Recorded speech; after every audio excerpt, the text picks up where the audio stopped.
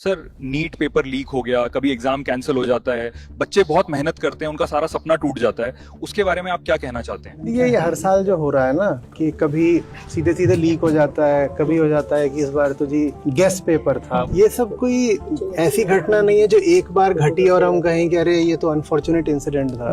ये जो हमारे देश की जवानी है कि उसकी रीढ़ तोड़ने का काम है। ये हम अपने देश के युवाओं को संदेश दे रहे हैं कि साहब ईमानदारी से कुछ होना हवाना नहीं है।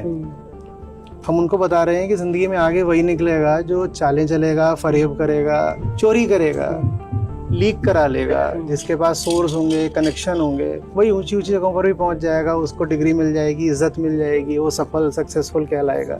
और एक बार आप 15-20 साल के एक लड़के लड़की के भीतर ये भावना भर देते हो ना, तो आपने उसका पूरा वैल्यू सिस्टम डिस्टॉर्ट कर दिया।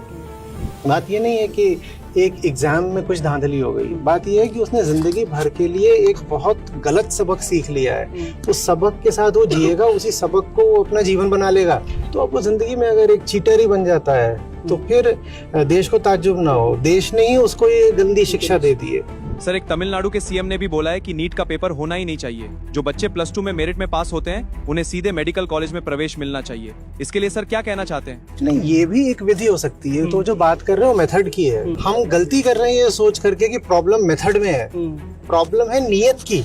आदमी जब भीतर से ही बेईमान हो तो आप किसी भी मेथड से टेस्टिंग कर लो। आप कह रहे हो बोर्ड के नंबरों से कर लो, वो बोर्ड में फरेब कर लेगा। आप कह रहे हो किसी और तरीके से कर लो साहब, कहीं यूपीएससी के लिए आता है, कई बार आईटीजेई के लिए आता है, दूसरे एग्जाम्स हैं लॉ वगैरह के।